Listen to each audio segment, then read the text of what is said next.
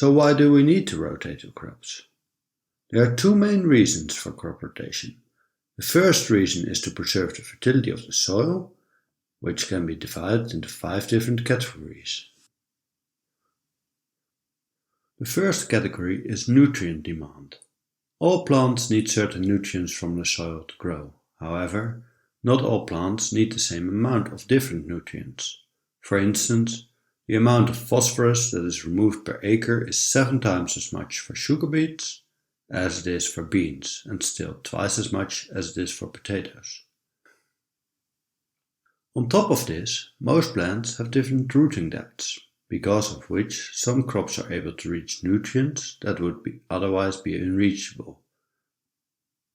Next to this, when these plants die, the nutrients in their root become available again for the next generation of plants.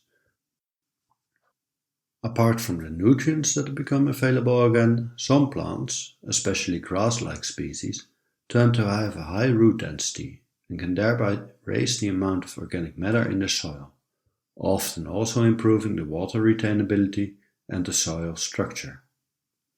Then there is also a special group of plants, the legumes, that work together with bacteria to bind nitrogen from the air, and thereby they can increase the fertility of the soil itself, or at least the amount of nitrogen in the soil, which is an essential nutrient for protein production. Last, and probably least for the farmers here, is structural decay. Structural decay happens when you grow root crops for multiple years and harvest them with heavy machinery when the time is not right. For instance, when the soil is quite wet. In that case, there is a very big chance that the soil will compact and it will become very difficult for water, oxygen and roots to get through the soil, thereby also increasing the amount of diseases that occur. The second reason is to limit the amount of harmful pests and diseases and to a certain degree weeds in your soil. This is done in a way that soil-borne pests and diseases that thrive on one crop cannot continue to thrive in the next year and will gradually decrease in amount until that time that a suitable host crop is available again. These plant pests and diseases consists mainly of nematodes, insects, fungi, bacteria, viruses and weeds. As you can see on the picture to the right, nematodes are tiny, eel-like worms, some of which inhabit the soil and feed on plants or plant roots and can drastically reduce the yield of a crop.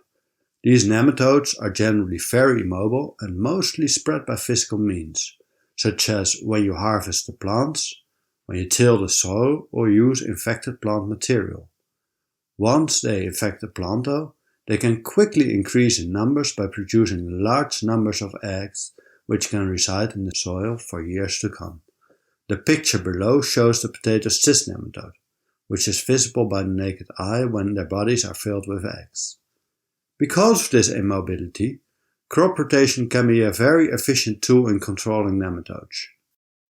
Each year, the amount of surviving eggs gets reduced by approximately 10 to 20%, meaning that after some years of rest it is often safe to grow the host crop again. Just like nematodes, insects can be both very beneficial and detrimental for your crop. Some of these insects reside in the soil, the so-called soil-borne insects like the Colorado potato beetle to the right and the crane fly earlier. These soil-borne insects can also be reduced through crop rotation, though its effectiveness often also depends on the skill of the vegetable garden. For example, while the Colorado potato beetle does need potatoes to survive, it is much more mobile than the nematodes are, and therefore it is less restricted to its original bed. And oomycetes, a fungus-like organism, are organisms that include unicellular yeasts and also the multicellular molds and mushrooms. Most fungi live in a soil on dead organic matter, and the multicellular ones can form a dense network of mycelium fibers, covering a large area. The main way these fungi multiply is by producing spores. Both their mycelium network and these spores can stay in the soil for years, and by rotating your crops, the amount of plant-specific harmful spores can be reduced.